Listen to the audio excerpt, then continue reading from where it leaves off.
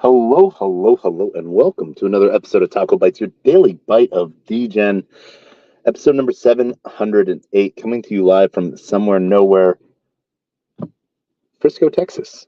We are in a glass box because, as the stream said, we are without internet or cell phone service within our own home right now, waiting for the connection to happen. Sometimes when you're in new places, things go a little crazy. Have been able to sort of do stuff during the day sometimes, but it's just not working at nighttime. So having to hide away in a little glass box to bring the space to you live. I hope everyone's having a good day. We're going to make this a quick one because we got a lot of stuff we got to do. We have boxes upon boxes upon boxes upon boxes. Somewhere we have some cables and power cables and stuff like that we can use, and we might find ourselves a Wi-Fi extender in there to like sort of like piggyback and steal a little bit maybe of like the office Wi-Fi and like push it in the home. We'll see what we can do there.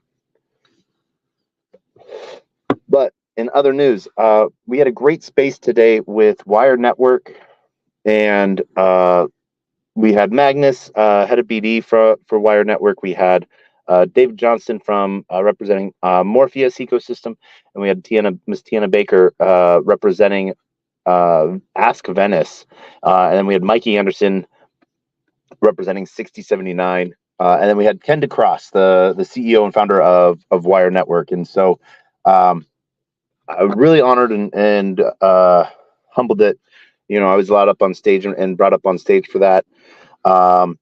There's just a lot of cool stuff going on within the ecosystem, within the projects, within the partners of everyone sort of building together in a decentralized and open source manner. One of the really cool things that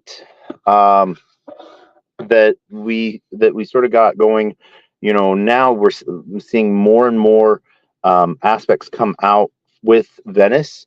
And as more and more marketplace and AI agents sort of come online within the Morpheus ecosystem, even right now, a trading agent is now live. So we're seeing more and more stuff come out and come live.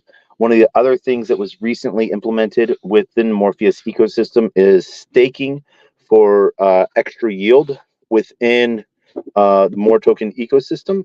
So your capital, you can stake your rewards for a longer time, which compounds. It doesn't stake your ETH, like lock your ETH up, but it locks your more tokens, which if you go all the way up to 6 years, you get like a 10.3 or 10.8x on that return. So it doesn't affect your ETH lockup. It does affect you being able to claim your capital more tokens. Now, if you're also a code contributor or compute contributor, it doesn't affect you being able to claim those tokens, but it does give you a power boost over there too. So some secret alpha, don't tell anyone yet. But one of the really cool partnerships within the Venice ecosystem, this is one of the things that like Eric Voorhees wanted right from the get-go, was a partnership within the More 20 and Morpheus ecosystem. So if you have a More token in your wallet and you use wallet sign-on in Ask Venice, so semi-anonymous version of Ask Venice, you get the entire pro version for free. Or you can just pay I think it's like $45 for the year for Ask Venice. But if you are doing it, you can do it for free if you have one More token in your wallet. So that's you can go buy a More token for $25. So there's sort of like a good saving right then and there. But we're seeing a lot of cool new stuff come up. Super excited about how 6079 is moving forward. Super excited on how Manifest is moving forward and what we're doing there. Some of the partnerships, now that I'm not traveling for like a week, that's hilarious. I'm not traveling for a week, so I'm going to get so much work done. But this is just one of those really fun things getting to do. So excited to sort of get all of that done. Have to move a ton of boxes. Have to get internet turned on in the house. But it's just it's an exciting time. But to go back to what is a UTL, and this was what was one of the main focus points of Wired Network, but a universal transaction layer. It can be done within smart contracts and naming services, and that's sort of what they've done. So rather than just taking a contract to a contract, they've sort of abstracted that way, but they're doing it in a way of a layer one, almost like Moonbeam, which is simply a smart contract chain. And so, but there's a little bit more complexity to it. I have to deep dive a little bit more into the white paper to sort of pull a little bit of it out. But one of the cool aspects that they're doing is using one private key or public key to derive what your private key may be on another chain. So if you're able to sign with one key, you're able to create transactions on other chains as well. And it will create a wallet based off of that for you. So there's some cool stuff within there. We've seen this happen, like some of the cool like tips and tricks, like you could go open up a trust wallet.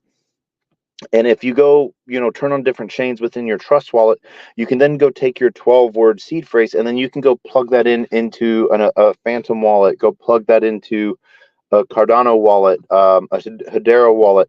Everything that you've turned on within your trust wallet, you can turn on as well, because that they sort of use that same universal basic encryption layer. And so there are some chains that make it a little bit more complex, and wallets that make it a little bit more complex, like Algorand. Most wallets within Algorand, you have to do 24 words. And so it's an interesting piece there. But one of the cool things that was sort of talked about today is, if I have an ETH asset to send to you, but I only know your Solana address, I can send it to your Solana address, and via the way their domain names are not talk to each other but recognize each other, you would get that ETH asset to your ETH wallet that's associated with your Solana wallet. Obviously different wallet addresses, 100% different, but at the same time, there's still that layer of following the same, what's the right word? The encryption method is the same. So deriving the different types of wallet addresses goes through a different method. Now, if you're starting with the same 12 words, you can get a wallet on both of those chains that you control. But the best way to explain it, because I know I got lost there in the woods, but the best way that I sort of see this as of right now is like a MetaMask snap. With your MetaMask, you're able to interact with a whole lot of different chains without having to open up new wallets. You're just using like virtual wallets or desktop wallets instances, where you're using your MetaMask to sign transactions on Cardano, on Hedera, on Cosmos, on Polkadot, using MetaMask snaps, on Solana with like the Soulflare snap, or using Wallet Guard MetaMask snap, and knowing what the transactions are, what's the JSON file is actually saying in the commands of what's leaving your wallet, what's coming out of your wallet, type of stuff. So I think that there's some really cool pieces to it. One of the things that I think is really cool, where I sort of see it, is if you remember, when Base first launched, there was the private send address that you could send to, and then it would it's not the bridge, it's a smart contract that transfers over. And so what's really cool is it looks like on chain, it looks like payment self to self rather than you sending to a contract. So it looks like you sending to you in a way. So, but it just disappears on ETH and appears on Base, but it says self to self. And I think that that's one of those really cool pieces there that a lot of people forget about. That that just becomes a very large. That can become a large vulnerability. And so the way that Wire is sort of trying to address it is to remove that third party risk. Sort of excited to sort of see where they come out with a lot of this. I have a few projects that are tied to them and have been trying to build some really cool stuff out with them. So having them deliver on those, they're just doing a lot of complex stuff that they're chipping away at. And they're building out the ecosystem partners to be able to serve anyone and everyone. They do have a different node tier system between like node 1, 2, and 3, and then eventually 4 through like I think 8. For those that don't know, I am actually a tier 3 node operator. So I think that there's a lot of cool stuff sort of going up in there. And I might end up picking up another tier 3 node. But, you know, it's a long-term play. It takes about, for tier 3, I think it takes about 3 years, 36 months to just to earn back from just staking the initial investment. And that's fine. But or the initial buy. So we'll see how that goes. I think we're sort of getting into a really pivotal point to where collect as many tokens as possible because we don't know what else is going to happen next type of stuff. Other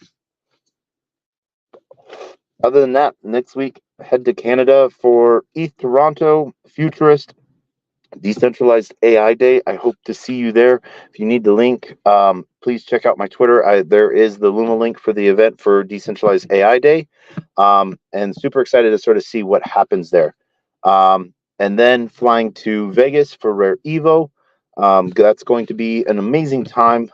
And then getting ready to fly to Korea and Singapore and Token 2049, Breakpoint. Who knows? I might even be there for F1 for a little bit of fun. You might try to head over to Vietnam for a second, or might not because I got to come right back to the U.S. and head over to Masari mainnet, and then Utah for permissionless, and then I feel like I have to go somewhere else, but I don't remember where I have to go at this moment. Anywho, we're going to call it at that because it is a long day ahead of us and tonight behind us. And we hope you're all doing well. We want to thank everyone for joining us today on LinkedIn, Player One Taco, YouTube, 0x Degens, YouTube, Twitch, Twitter, Telegram, Rumble, Kick, Unlonely, on-chain via Base, and on-chain via Soul Media Tech as well. But check out Wire Network. They're doing some really cool stuff. They keep building, and they're building stuff in the background that people are going to be using and not needing to know about it. Those are the cool things. When things just work and you can do whatever the heck you want. Why I like interoperability and chain communication and stuff like this is I don't know if it's been solved yet, but it took 47 clicks to get Kava on EVM. Cosmos app chain, but like to get a Ethereum asset, just ETH, and get Kava on Kava took 47 button clicks. That's way too many. That's way too many clicks. This chain isolation stuff needs to stop. One of the things I'm looking forward to once we get internet going, doing some rundowns and testing out on Abstract. So be ready for that. That is going to be fun. We have some follow-ups on Mode and on, what is that other chain? Linea. That's right. So we have 3 chain stuff to do. We have something with Nodal coming up. We got to get that scheduled with Garrett, and just some good times. I hope everyone's having a great day. And as always, we'll end this space with 2 things, not 3, 2 things. Our words of wisdom and the greatest knock knock joke on the face of the planet. And our words of wisdom are always the same. Closed mouth cannot be fed, and you cannot feed a closed mouth, meaning if no one knows you're looking for opportunity, opportunity can never come knocking. If opportunity does come knocking and no one answers, it's going to keep on walking. With that, we want to wish everyone a great night. Hope you have a great day wherever you're at. GM. And with that, we end with the greatest worst knock knock joke, which is knock knock. Who's there? Boo-doop, boo-doop. Did we end that? I don't know if we ended that. I don't think we ended that. Nope, we didn't end that.